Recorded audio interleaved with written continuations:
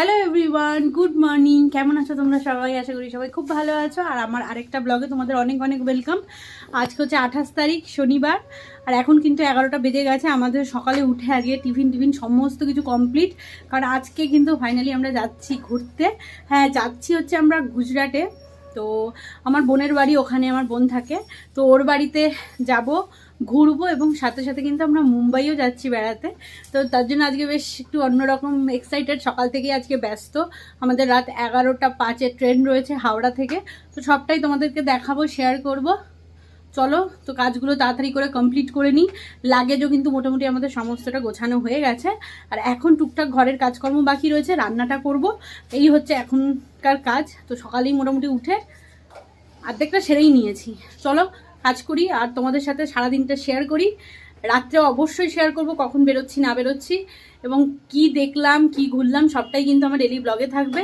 তো সবাইকে বলবো প্লিজ সবাই লাইক করে দিও, কমেন্ট করে দিও ভালো লাগলে, এবং আমার চ্যানেলটাকেও কিন্তু অবশ্যই সাবস্ক্রাইব করে দিও। তো চলো শুরু করি দিনটা। এই যে দেখো, আমাদের লাগেজ কিন্তু গোছানো কমপ্লিট। কিছুটা দুটো ব্যাগ হয়েছে, এটাতে আমার আর আমার মেয়ের গুছিয়েছি, আর এটাতে কিন্তু ওকে দিয়ে দিয়েছি, ওরটা আলাদা দিয়ে দিয়েছি। আর এখানে মেয়ে এখন বই খাতা গোছাচ্ছে তার স্কুলের, কারণ এসেই স্কুল শুরু হয়ে যাবে, ওই জন্য ও খাতা বইগুলো একটু গুছিয়ে রেখে যাচ্ছে। আর মার লাগেজ তো কালকে দেখিয়েই দিয়েছি। আর আজকে রান্না করব হচ্ছে ডিম দিয়ে আলু দিয়ে ঝোল, পাতলা করে দুপুরের জন্য। আর রাত্রের জন্য কিন্তু একটু ডিম নিয়ে নেব। আর কালকে পকোড়া করেছিলাম, সেটা তোমাদের সাথে শেয়ার করেছিলাম যে প্রীতম আমাদেরকে পকোড়া করে খাইয়েছিল, এবং রাত্রে কিন্তু ও চিলি চিকেনও করে দিয়েছিল। তো বেশ কিছু পকোড়া রেখে দিয়েছিলাম, সেটা দিয়ে একটু চিলি চিকেন আর ডিম আর রুটি কিন্তু আমরা রাতে ট্রেনে খাওয়ার জন্য নিয়ে নেব। চলো রান্নাটা করি। আর কি বলবো, টুকটাক একটু এখনও কাজকর্ম বাকি আছে, টুকটাক এখনও কিছু গোছগাছ বাকি আছে, তো সেগুলোকে কমপ্লিট করব। আর 9টার মধ্যে আমরা বাড়ি থেকে আজকে বেরিয়ে যাব, কারণ এখন রাস্তাঘাটে একটু ভিড়টা বেশি।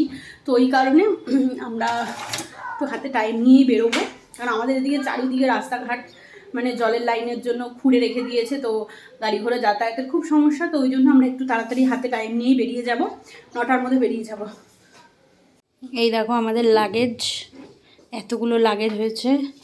আর আমরাও কিন্তু রেডি একদম বেরোনোর জন্য। এই যেমন মা, মেয়ে আর এই যে আমি একদম রেডি হয়ে গেছি। এখন আমাদের গাড়ি আসলেই আমরা বেরিয়ে যাবো। চলো শিয়ালদা হাওড়া স্টেশনে গিয়ে তোমাদের সাথে আবার দেখা হবে। আমরা দেখো অনেকক্ষণ আগেই কিন্তু বেরিয়ে গেছি।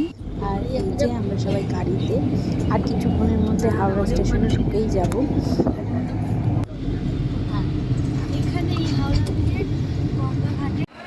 আমাদের ট্রেন কিন্তু দিয়ে দিয়েছে, দেখো 18 নম্বর প্ল্যাটফর্মে। আর একদম 10:30টার সময় ট্রেন দিয়ে দিয়েছে, অন টাইমেই আছে। দেখো আমরা বসে পড়েছি সব ট্রেনে। আমাদের এই হচ্ছে সিট। বন্দে ভারত দেখতে পারতাম না, এটা যদি নিউ, এটা যদি বন্দে ভারত দিকে না, ওইটা বন্দে ভারত, বন্দে ভারত ঢুকছে করে কত লোকাল ট্রেন ক্যান্সেল করে 60 ঢুকবে 60। বন্দে ভারত পুরী না, ট্রেন আমাদের ছেড়ে দিয়েছে একদম রাইট টাইম 11টা 5-এ। আর চলো ভিডিওটাও এখানে এন্ড করছি। এখন আমরা খাওয়া দাওয়া করে শুয়ে পড়বো। অবশ্যই এগুলো ভালো লাগলে ভিডিওটা লাইক করে দিও। দেখা হচ্ছে নেক্সট ব্লগে। টাটা।